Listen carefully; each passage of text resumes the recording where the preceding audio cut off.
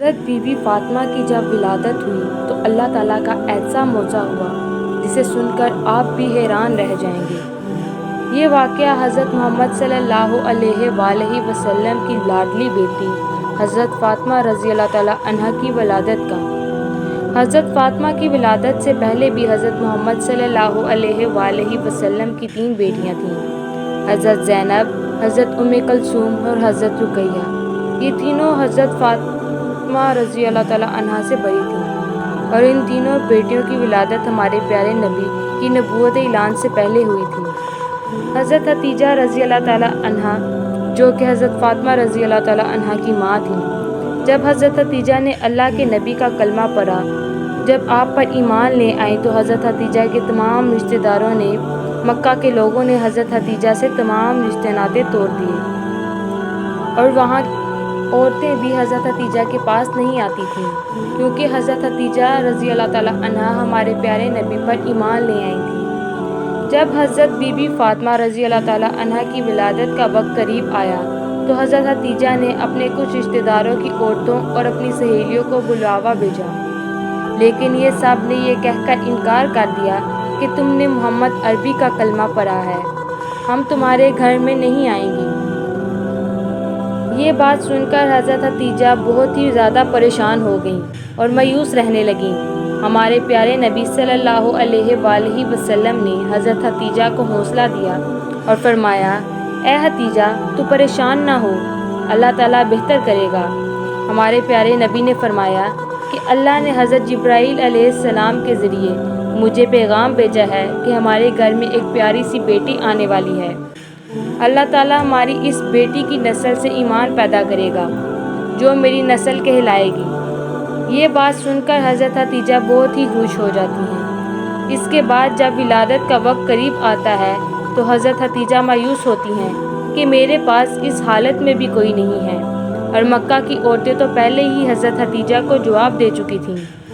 حضرت حتیجہ اس پریشانی میں ہی بیٹھی تھیں اور تب ہی آپ کے گھر 4 اجنبی عورتیں آئیں، آپ کے گھر تشریف لائیں، جن کو دیکھ کر حضرت حتیجہ گھبرا سی گئیں۔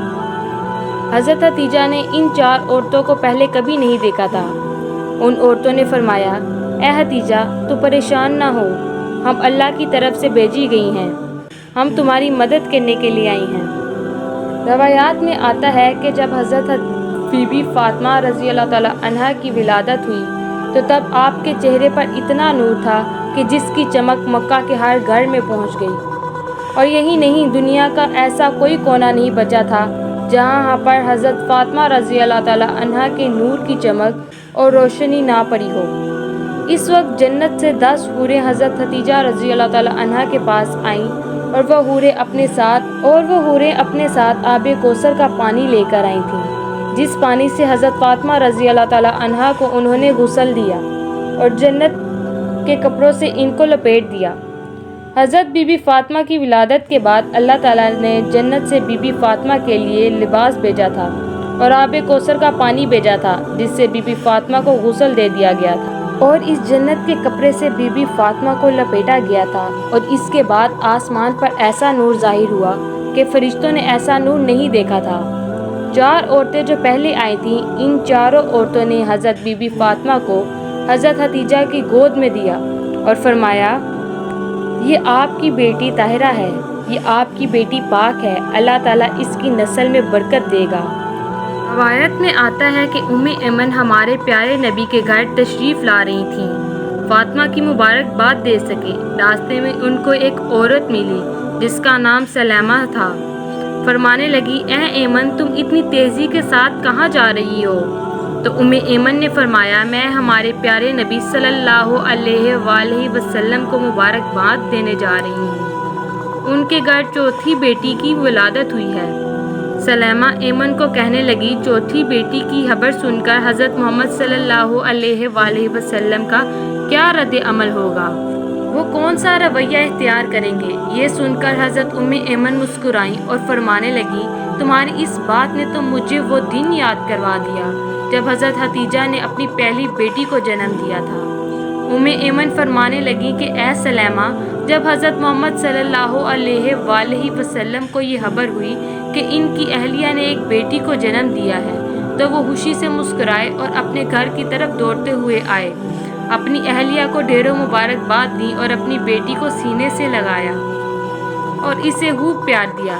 پھر حضرت محمد صلی اللہ علیہ وآلہ وسلم نے قربانی کے جانور کو ذبح کر ایک اچھا سا دسترخوان سجایا اور غریبوں کو کھلایا۔